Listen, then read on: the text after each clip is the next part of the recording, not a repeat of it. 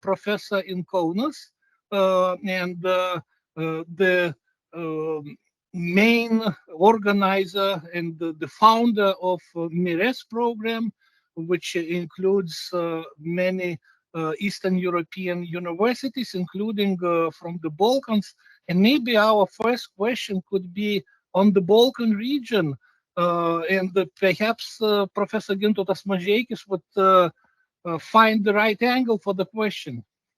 That's the first question will be very simple, related with the biggest worry about Slovakia republics and new elections. I mean, Robert Fico and his party Direction Social Democracy, who declared cease of military support of Ukraine, and besides, Robert Fico express pro-Moscow, attitudes to the negotiation with Ukraine, obligatory negotiations.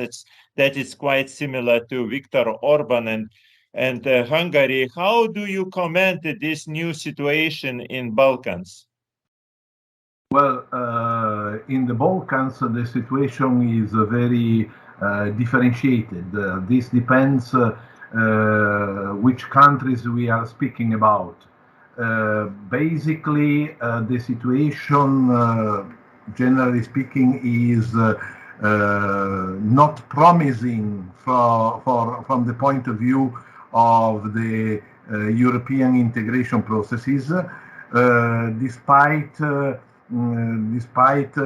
the interest of the great majority of the leaders to bring their own country in. But the question is that the Balkans in themselves have lots of social, political, economic problems, in addition to the fact that no one border, with the exception of the border between Kosovo and Montenegro, no one border has been ratified so far, including the border between Slovenia and Croatia, which are two countries of the European Union. So basically, the situation is quite problematic. Just to give you an example, I was in Sarajevo just 2-3 days ago, and there was in Sarajevo a celebration for I would say, the state building of Bosnia and Herzegovina, 80 years, starting from the date is the day when in Mrkonjić Grad in Bosnia, the representatives of the different ethnic groups fighting with the partisans, Tito's partisans, met and declared that Bosnia and Herzegovina will be one of the republic of the future socialist democratic federation. At the time it was only that, because there was no speaking about socialism, even among the partisans. There was no reference of that. And in fact, this has been reported in the meeting that just a few days later occurred at the Yugoslav level. So they were celebrating this starting of the nation building of Bosnia and Herzegovina during the war, which has been denied, however, by the Republika Srpska. To great surprise of everybody, the celebration of these events that occurred during the Second World War, under the control of the partisans, no doubt, was not only rejected but forbidden in the Republika Srpska, forbidden. And remembering that during the war for the replacement of Yugoslavia in 1994, the Serbian leadership at the time, led by Karadzic, withdrew the signature of the Serbs to the documents of 1943. So this give to you already an idea of the domestic problems that are creating further tensions. Then there are others. Maybe you might be interested. We can go further into details about that. Yeah, that my question in a way. Do you think? I remember that Winston Churchill sometime said that Balkans have too much history. You know, they remember too much history. Yes, they yes. always discuss too much history. It's very difficult to find common language with them. You know, but I remember that many of researchers, probably, and you, we are talking about parahistorical imagination in Balkans. You know, they always develop not scientific, but some kind people's imagination about, you know, history, which we call parahistorical imagination. And this imagination does a big influence, and probably that's under discussion that Moscow tried to use this situation and to create possibility of chaos, any chaos, or right wing or left wing, you know, or nationalist or communist or anti-communist, doesn't there is no difference for them. The most important task is to create chaos, you know, in order to you know, as you said, reduce that European integration, or to stop united coalition of Western countries. How do you think about this one, Russian impact on Balkans processes in contemporary? Well, the role of Russia in this case within the Balkans should be considered very limited, in the sense that it's true that some policymakers, particularly Albin Kurti in Kosovo, is emphasizing the role of Russia through Serbia and as an attempt of creating a war situation against Kosovo. But if we want to be realistic, we have to consider that NATO is everywhere in the Balkans. NATO is including is in Bosnia, despite of the fact that Bosnia is not a country of a NATO country. NATO is there. NATO is in Kosovo.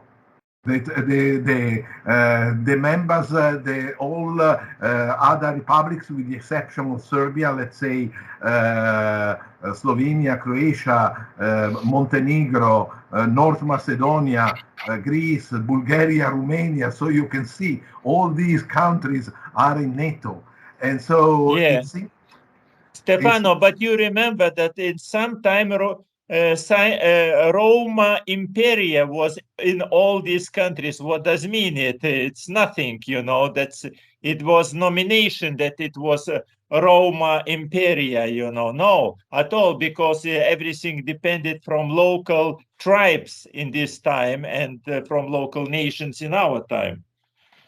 Well, I don't know what do you mean by when you speak about the Roman Empire, because if you speak about the Roman Empire during the first, second centuries before, after Christ, this was under the control of the Roman Empire. It was a little bit different after the 4th century, but in this case it was the Eastern Roman Empire that was controlling and part of the region by absorbing the Slav flows of that were arriving in the region, for instance.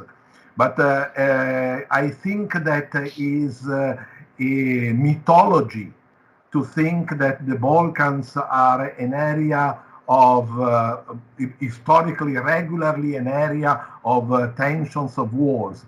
I can easily demonstrate that the Italian peninsula had many wars rather than the Balkans, if we are historically speaking.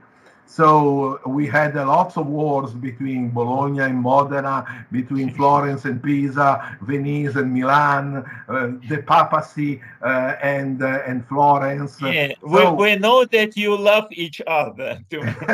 so we know this. I think another very problematic issue is the question that in area that were so deeply interconnected and transnational traditionally because of the role of the great empire, because of several reasons that we can mention in the past, the model of the nation state, whatever this model means, is inapplicable into the Balkans. This is the question. Unless you can